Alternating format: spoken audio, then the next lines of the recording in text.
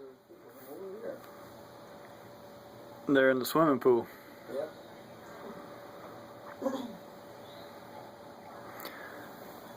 And as long as that phone doesn't tip over, it'll record you and it won't look like I'm holding it. It'll be all shaky.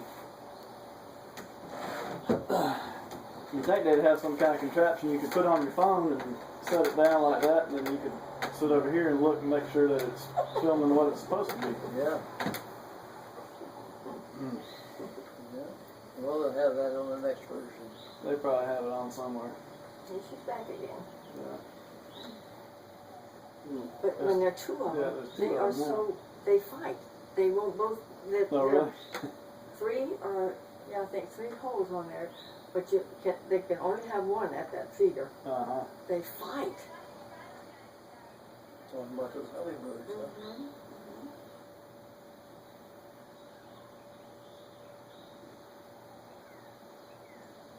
So the reunion's, what, the 3rd week of July, I guess? Starts on Sunday. The 14th? No, the 20th. Next Sunday it begins. Next Sunday? Okay. Next Sunday, yeah. And we found out that John out in Washington and Shar in Ohio and their daughter in Ohio too are all driving and they're camping along the way. You figure it's going to take them about 3 days or more to get there. That'd be fun. Yeah, it would be. Neat trip. You can hear those bluebirds just yapping. They must be getting fed, huh? Yep. They're happy now. Their stomachs are getting filled. Yeah. Would you like to eat those bugs? I don't know. They might think what we eat's kind of nasty. They say, ooh, you want to eat some of that meat? Hey, Dad, you didn't bring me a fork and a spoon. Is your stomach feeling better? Right now it is, yeah. Mm-hmm. She fixed me 3 toppings. So. But you think it was those beans that did it? Because you're swelling, your legs don't look swollen now. I've been on this is my 3rd day that I've taken an extra diuretic because it wouldn't go down. But it's starting to go down. So that your left leg is a little more swollen. The left leg is usually the worst one, yeah. Yeah, it's not as bad now. But Joey cooked some baked beans for Matthew's birthday last Saturday. Was that last Saturday? Yeah. And he told me he put 4 pounds of bacon in that mess of beans. Who needs 4 pounds of bacon for, even though there were a lot of people, I mean, his side of the family, and we were there, and Clements were there, and Noakes were there, but 4 pounds I can see going when you're cooking for an army, on a base or something, and I didn't know that before, and he had 2 helpings of those beans. Well, Jerusha knew that, right? Somebody had to know there was that much bacon. Joey knew, but he didn't tell us until we were all finished. And Jerusha was watching out for me, and she didn't know it. She didn't know there was bacon in it? She didn't know there was bacon in it? No, I don't think she did she? I don't know. I had no idea. I know Joey told me. I said, who puts 4 pounds of bacon in beans? I do. They were good. Well, I bet they were They good. were really They were good. good. Yeah. She used to fix my throat and put me pretty good sized blessed beans on there. And then I got through and she said, you want any seconds? I said, yeah, I do. I'll have some. What do you want? I said, I think I'll have some more beans. So I ate my share of He's his own worst enemy. And boy, then my ankle really swelled up. I couldn't even push you on. Yeah.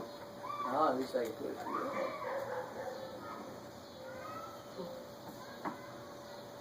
But just from a little salt like that, it would go way up. Yeah. And it took 3 days for it to go down. With it on an extra diuretic a day. Yeah. You said you had a place over here somewhere in this area that you're working on now, huh? We were over in Chapin Chapin. last week. We had a job over there.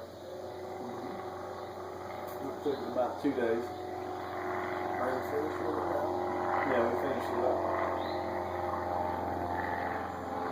hear that airplane? I do. I That's saw, the kind that Dick used to fly. yeah.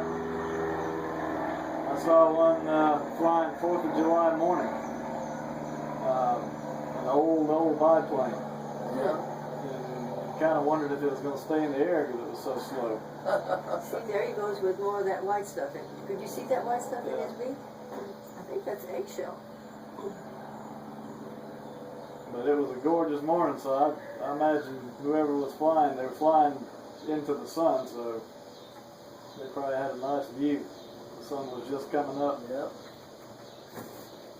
That's one of the things you miss about flying is just getting up there and being in the peace and quiet and Yep, that's right. looking around and seeing everything, huh?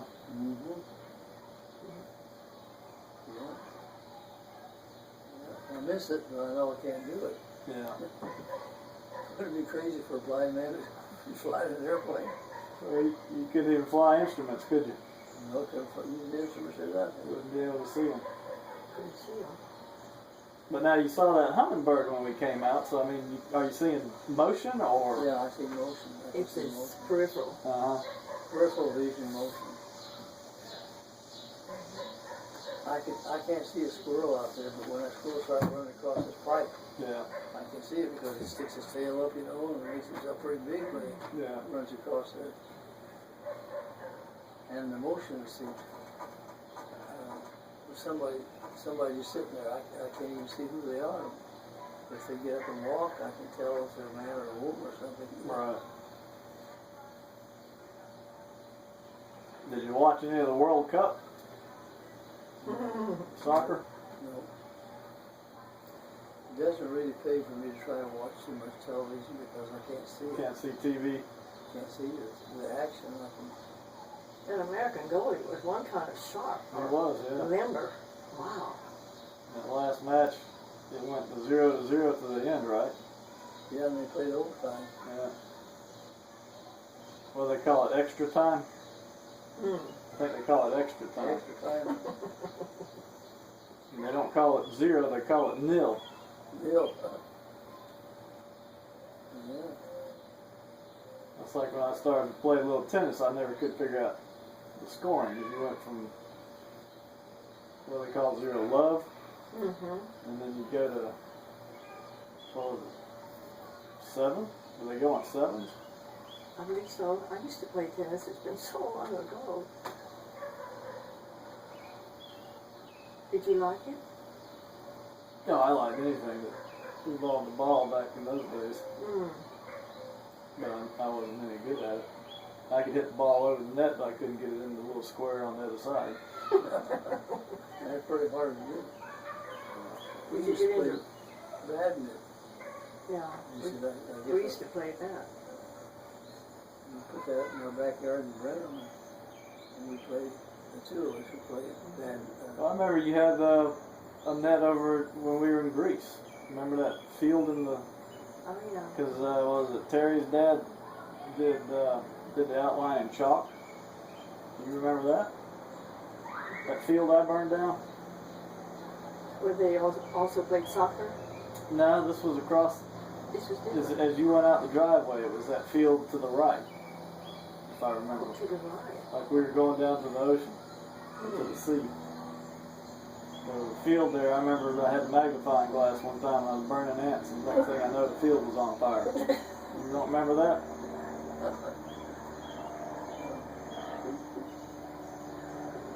Burning ants were With a magnifying glass, yeah. I was burning anything I could burn. I remember I used to burn my ants with the magnifying glass and grasshoppers too. Yeah. Did it stink?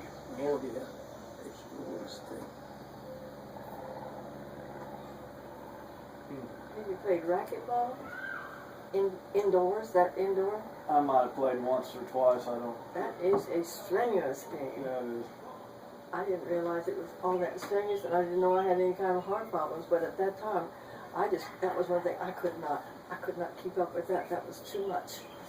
My old heart was just going crazy, and I thought I was going to pass out. But the king of Greece liked to come over to the base there in Athens and play with our GIs. He used to do that quite a bit. With our commanders. With the commander? He played with Well, he played with somebody. Didn't you say you were in a convoy one time with the King of Greece? Yeah. You got, Convoy, that's the word I was trying to think of yesterday. you got stuck in it? Yeah, I had to drive through Athens, and remember, maybe you don't, what the traffic was like in downtown Athens. It was just horrible. Mm-hmm. Okay, they were just learning to drive. That was 60 years ago, wasn't it? 60 years ago, and they were just getting cars and just learning how to drive. Or you take your life in your own hands when you went downtown Athens. And I had to go through all the way through Athens. We lived in the south of Athens. I had to go all the way through downtown Athens, out the other side of Athens, and then go up a mountain, which is quite steep. And that's where we had about 100 GIs manning a communication site. They used to do it like that way, way back in the olden times when they had communication sites were on top of them. They built mountains or high hills, and then they put things that they could burn and like a tent cover or something like that over it, and then they would send signals by smoke puffs from the mountaintop. And they still do that in Greece. Yeah. And only now it's communications electronically, not smoke. But anyway, and I had to go up there and see them once a month. So I dreaded that all the time. I had to drive drive a staff car and drive it yourself. And so we had a USAF official car, blue, and then I would be in my uniform, Japanese uniform, and go up the mountain and visit these troops for a while. And after a couple of hours, they turn around and come back home again. Well, I got up there safely, and now it's time to go back. And that's the part I really dreaded, because this was getting more towards going home time yet, and more traffic. So here I started down the hill, and I made the turn towards the highway. And then all of a sudden there was a Greek policeman standing right in front of me. And he held up his hand. So I thought, well, he's going to come over and talk to me. He just stood there. After he held up his hand and stopped me, he put his hand down and turned around and looked around what was going on, but he never bothered me anymore. And I thought, what's going on here? I looked around and I didn't see anything around me. I sat there about 5 minutes. I was getting a little bit disturbed. And all of a sudden in my rearview mirror, I saw a Rolls Royce pulling out of the side road. And then he pulled up alongside me and passed me. And as soon as that car got past me, the policeman stood up and he waved me on, and indicating I should go ahead and follow that car. So I started following that Rolls Royce, and I wondered, who in the world was out here in the boondocks would be driving a Rolls Royce? Well, come to find out, he'd been out to his country home, and he was going back to the palace now, in downtown Athens.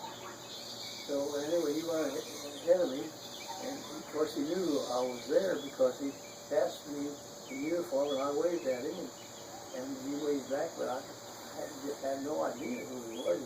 He didn't have a uniform, he was just in a suit. So I followed him, and then he turned onto the main highway, and then I realized the magnificence of this.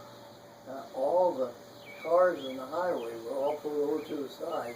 You could look right straight down the highway, not a car on the highway. They're all on either side of the highway. And there he was, just tooling along. And I was tooling along right behind him. Then I thought, well, he's not stopped for anything, so I'm just going to find out who this is. So finally I had the courage to pull up alongside of him. And then when he saw me pull up alongside of him, he looked over at me and he gave a big wave and kind of motioned like this, which meant for me to follow him. So I just pulled him in behind him and followed him all the way to the other end of town where the they call it Constitution Square. That's where the castle was, and And the legislation buildings and all that were all in that one little compound down there. So when he finally pulled off the road, he waved at me. And I kept on going. I was just about back to the base then. Well, I got back about 30, 40 minutes earlier than I usually would from a trip like that. And the boss looked and said, "You back already?" And I said, "Yeah." He said, "How'd you get back? Didn't you do all your work?" And I said, "Oh, yeah, I did." I said, "The king ordered me to." He looked at me and he said, "Well, tell me another one." Nah, he didn't believe you, huh? He didn't believe me. But then the king came out the next week and played with the commanders, and my boss went to the commanders' meeting, and the commanders were telling, the commander was telling his staff that the king had been out there, and he said he escorted some GI who was driving a staff car all the way through Athens, helped him get through all that traffic. And so then the boss realized it really was true. So that was you, huh? That was me. And I always like to use this illustration in my sermons. I said, you know, you have a hard time finding our way through life, but if you follow the king, he'll lead you right to the safest way and the best way. Yeah. And you make sure you get there on time.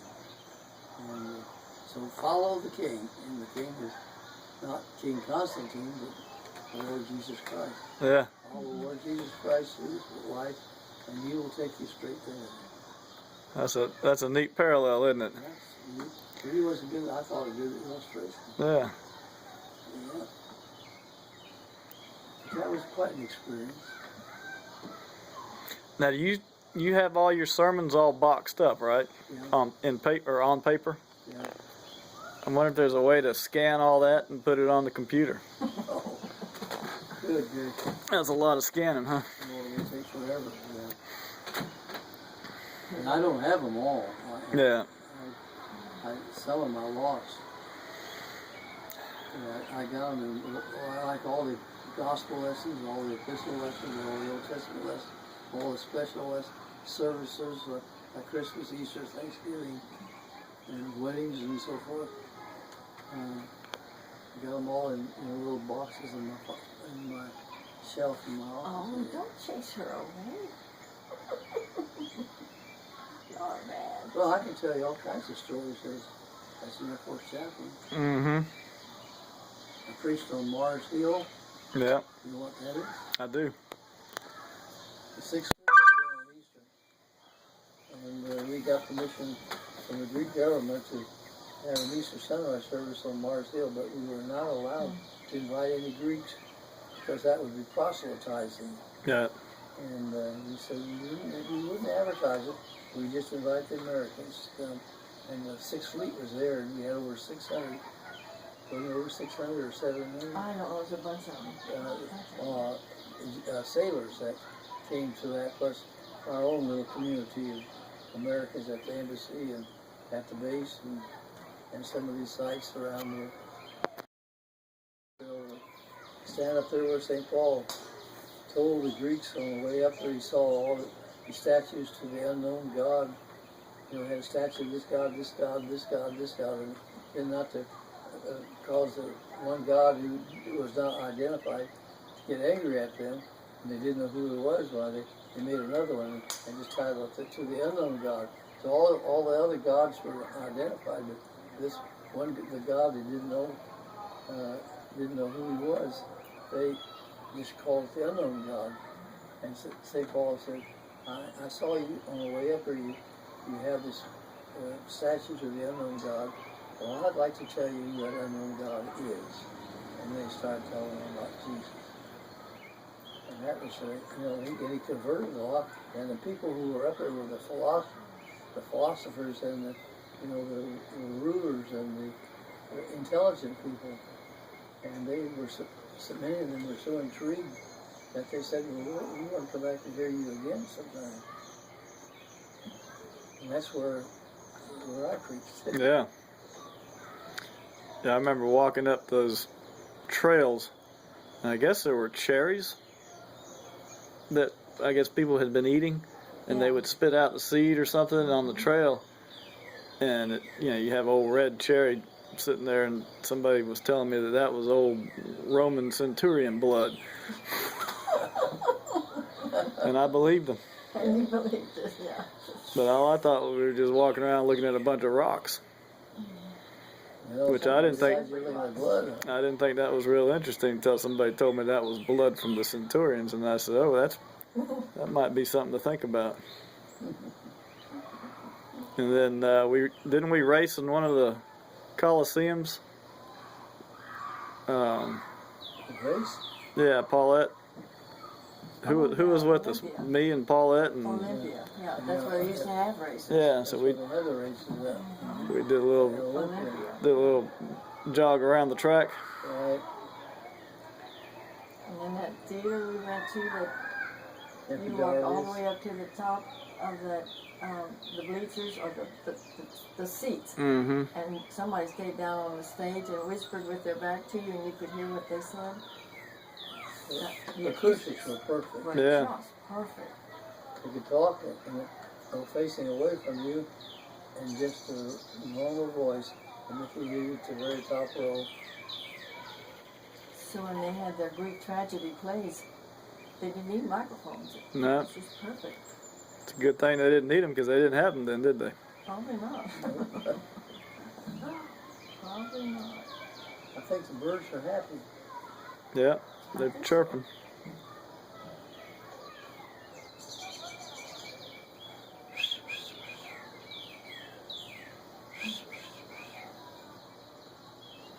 Did y'all get any rain last couple of nights? Maybe not last night and the night before, but before that, We did have some rains. towards the end of the week. Yeah, we had some pretty good rains. Let's see, we started that job in Chapin Tuesday. Yeah, Tuesday, so it must have rained Monday night here real hard Yeah. because we got a real big shower at the house. Mm-hmm.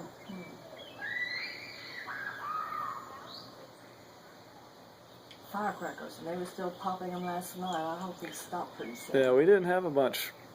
Oh, they're out there on the golf course. The people over here, and the people on the golf course, Yeah. and over here he's got These kids next a door. little girl over here, and he was shooting, firecrackers in his yard over Yeah, there, but you could hear it in our house. People- And she was trying to sleep and not feeling good, and the firecracker every time she goes to sleep. They didn't know when to go home. It was after midnight, and they're still out there popping firecrackers. well, that's what they do on the 4th of July, I guess. Mm-hmm. And I said, well, it was the 5th of July last time. I said, we're going to have to go over and tell those people on the golf course. Yesterday was the 4th of July, not today. But, you can't do that. Nah, they just look at you funny. Yeah.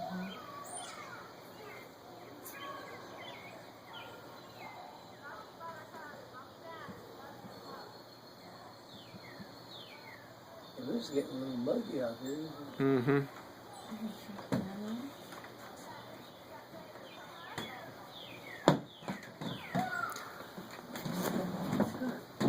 Well, I've got about 23 minutes on this thing if you want to say hello to everybody and goodbye. Oh, my.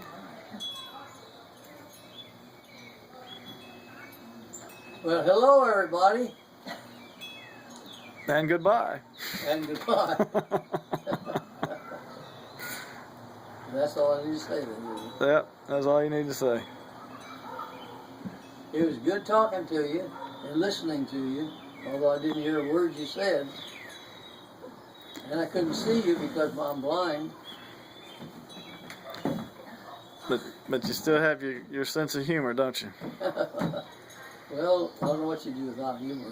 Yep. You would be dour faced. Yeah. Yeah. Where did we go? I'm gonna cut this off.